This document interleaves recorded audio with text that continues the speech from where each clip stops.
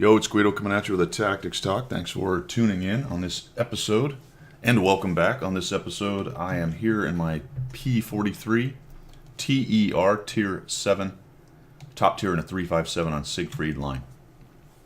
Medium tank, Italian medium tank on the new Italian line. Pretty darn good tank. I have a review out, check it out. Talks all about it. But on this one, we're not necessarily going to review the TER.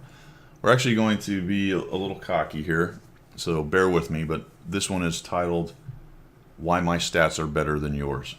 Why my stats are better than yours.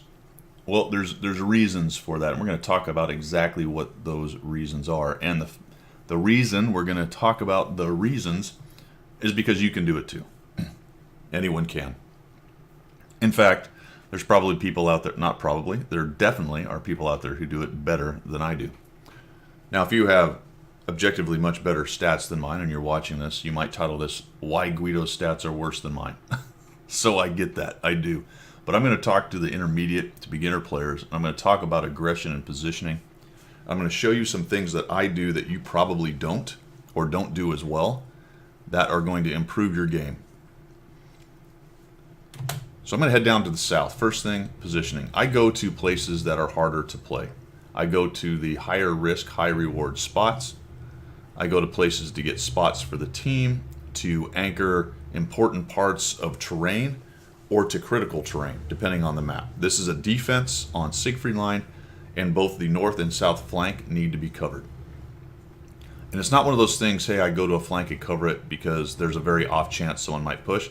It's because on this map, you need to have somebody over here getting lights, spotting them, and not letting them come up and over. And you will always have the subsequent campers in the back. I got a heavy way back behind me, an M4. There's an Achilles hanging out on the edge of town.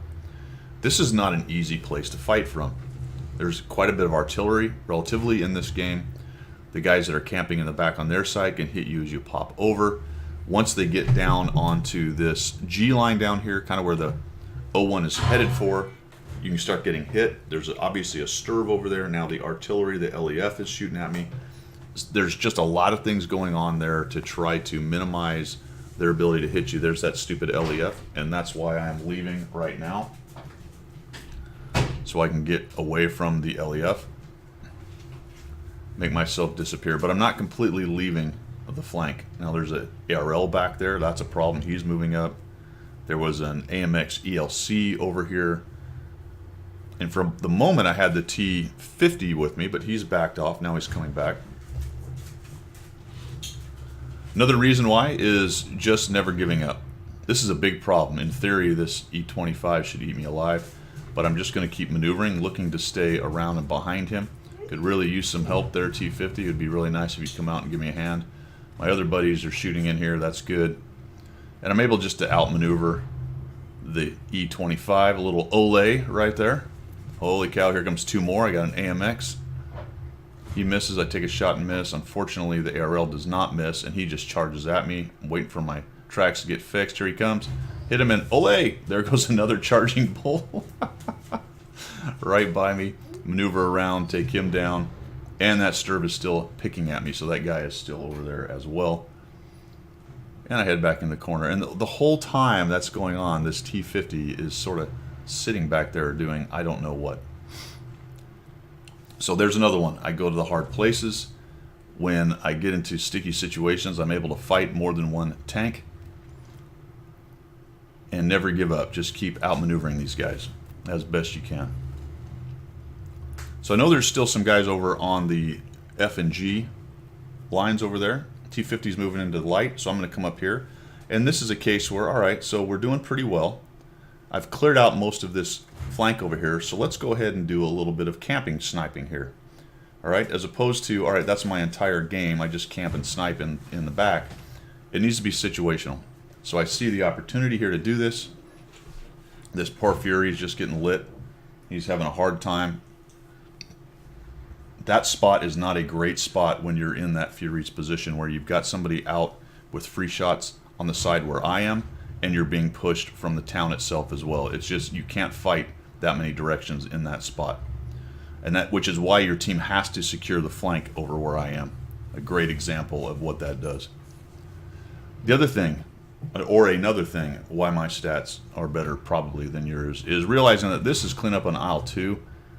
I'm just going to go find the hit points, right? The town is in no danger. I take that snapshot. Why not? Why stop and look for that? Just take it. I'm headed to where the no kidding full up hit points are, and here they are. Saw the E25 come through the north part of the map. I knew there was nothing over there. So I'm going to where all these guys are sitting in the back camping, just gobbling up hit points as I go. There's another one down. Move forward. This guy seems to be AFK or reloading or I don't know what. Just auto aim, why not? I shoot him. Why am I moving forward instead of sitting there and waiting for the reload? 2 reasons. Number 1, I'd like to minimize the ability of the LEF to hit me. And number 2, I want to move towards the LEF because I know he's in that corner. But I'm going to move forward. As I reload, I'm going to stop right before I reload. Let my reticle zoom in and take a better percentage shot. There's the LEF. That's a good direction indicator for him. He's going to be right here. Excellent. So I'll just wait till this zooms in. I'll take a shot and track him. Why wouldn't I? Waiting for the shot, but somebody else is going to nuke him. Down he goes, and I get the 260 spotting for a 2,620 damage game. 1,045 spotting with 6 kills, Top Gun, and a lot of little examples of why me or anyone really that has better stats than you is doing that, how they're doing it, how is it that they're doing it. It's good positioning, it's paying attention to the mini-map, it's good actual individual tactical skills as you're being bum rushed by multiple enemies, being able to survive that, understanding that, hey, the artillery is sort of focusing me, let's disappear for a moment, make him get bored and go somewhere else because we're not really being pressed at the moment. Finding and knowing where side shots and crossfire opportunities are, and then at the end of the game, this is hard to stress enough, and it's very difficult for camping players who are used to camping to really wrap their mind around. But if you start moving towards the end game hit points first, you're going to get more of them. You have to be careful that you don't do that in a close game and give up the game because you're chasing artillery or guys in the back. That's not what I'm saying.